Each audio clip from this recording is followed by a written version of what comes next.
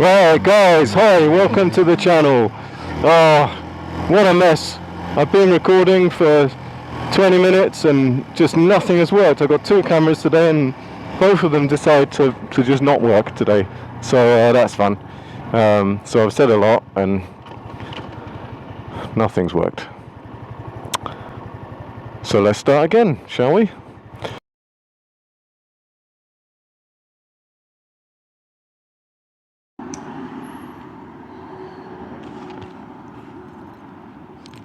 We are going out for a fun day sightseeing. So there's Big Ben and the Houses of Parliament. Look at it. It is beautiful. I know I complain about this city, but there are some fantastic things here. So we'll go on a little trip. Look at that. That's XSR 700. That's what I want. So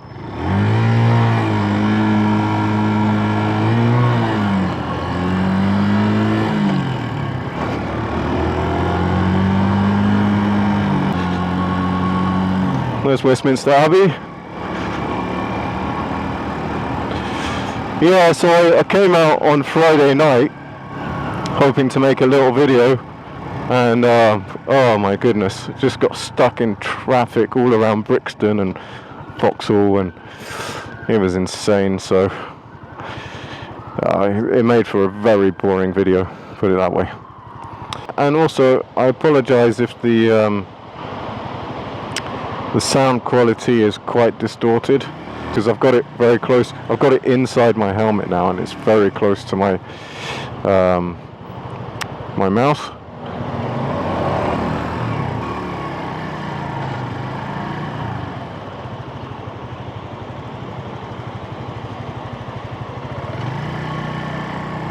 It's a green light.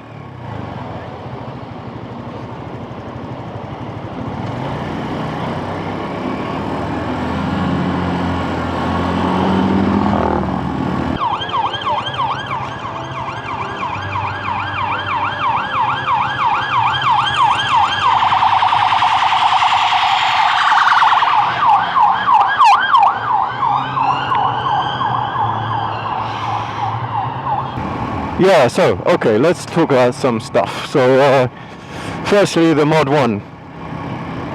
Bit disappointing. I phoned up on Tuesday about doing the Mod 1, and she told me the earliest appointment they can do it is 28th of September, so it's a month away, basically. Which, yeah, is a bit of a shame, because I was hoping to sort of get it done relatively quickly. And she even said, if you want to get the Mod 2 done, you need to book that as soon as possible because the earliest they've got for a Mod 2 is in November, which is a long way off.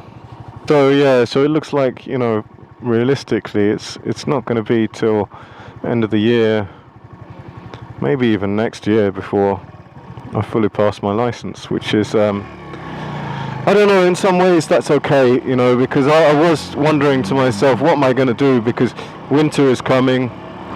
Do I want to buy a bike just before winter and, you know, just to be sat outside on the road doing nothing.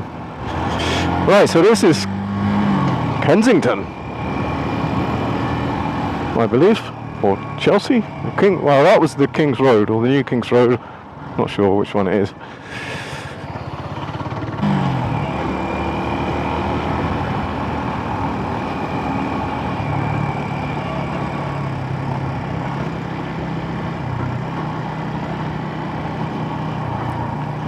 I mean, you gotta love this part of London, West London. It is nice.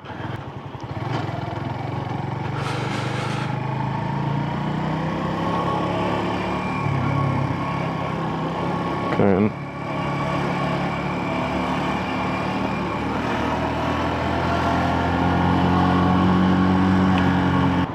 So yeah, so the Mod 1 thing is quite disappointing, and what I'm worried about is obviously that's quite a long time, a month.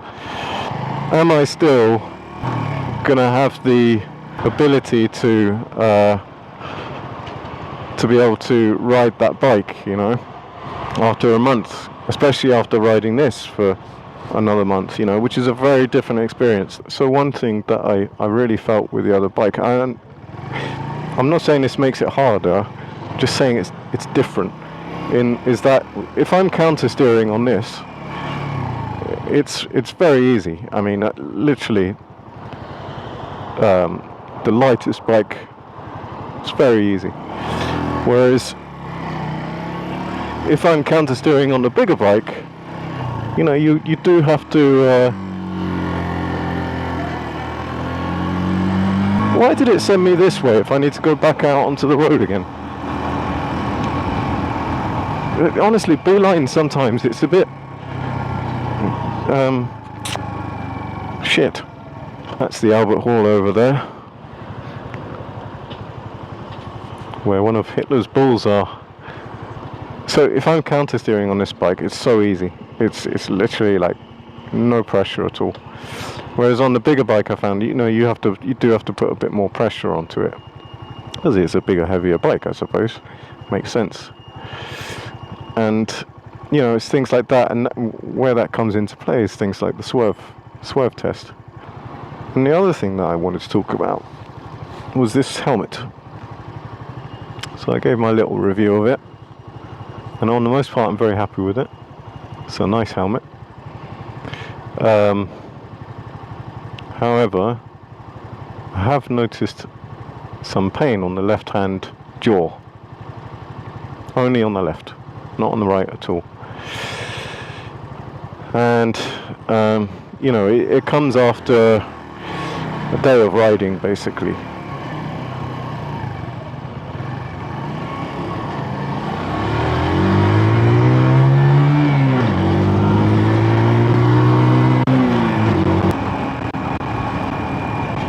Yeah, I'm hoping it'll calm down over time. Well, what I think it is so it's got a D-ring, and then there's a popper next to it,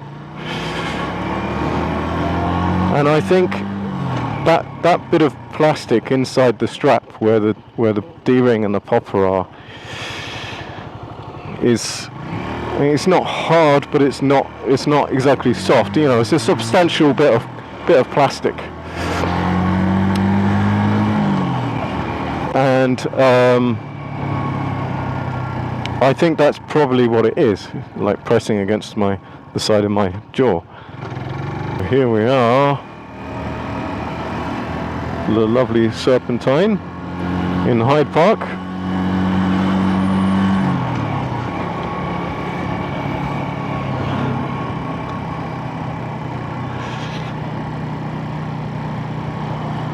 Yeah, so that's my only gripe, and I don't think that's something that I would have been able to tell from trying it on in the shop. So, because I know there are different face shapes, different head shapes, and all the rest of it. Yeah, it's a bit disappointing because I like it. I like the helmet, but hopefully it will just go with time. If anyone's got any tips with that, then please let me know. Yeah, so this thing is I can begin to feel it now. So it's not so good. I've tried to sort of manipulate it a little bit, try to make it more supple, I suppose, but whether it just takes time or not. But yeah, so if anyone's got any advice, any similar experiences with that, then please let me know.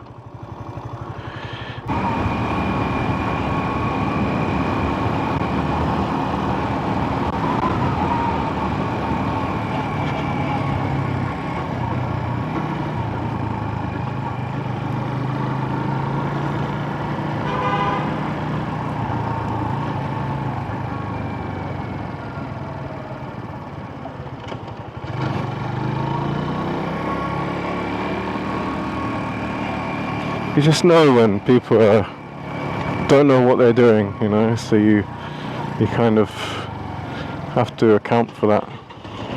Still not sure this person really knows.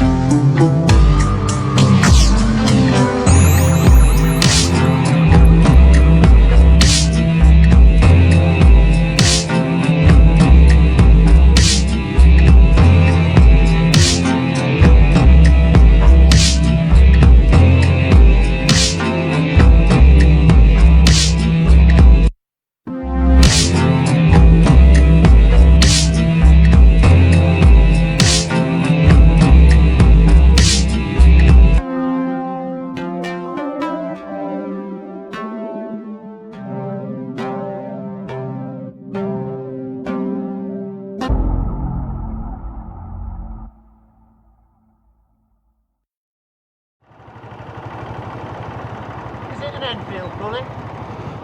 Huh? Is it a Royal Enfield Bullit? It's not a Royal Enfield, no. It's its own brand.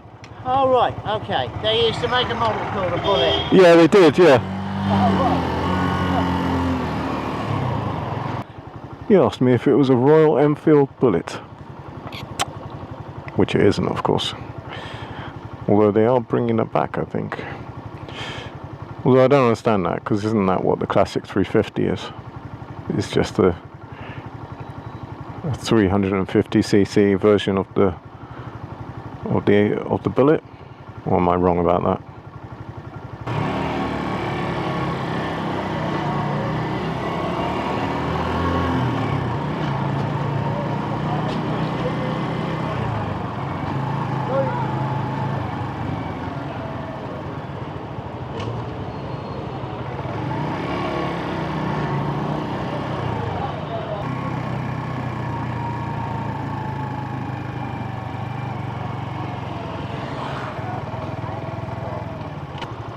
Hello mate, you having a good day?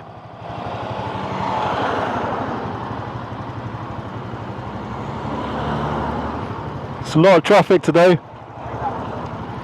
Hey? A lot of traffic today, mate. Oh no, they just opened the road back up in after the marathon. Right. That's why you got all this now. Ah. Sundays anyway, so you normally get it anyway. Yeah. Right, yeah.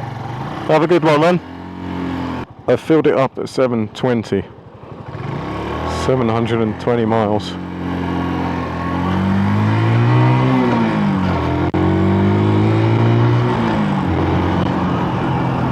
And it's now at 877.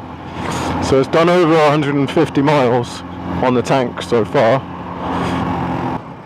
So it should do 100 miles per gallon at least, I guess. That's what I've heard. I honestly have no idea how big this tank is. But from other reviews I've seen, it should do about 400 on a tank, 400 miles on a tank.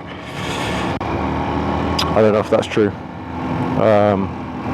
So yeah, it's a bit odd that it's already blinking down at 2, but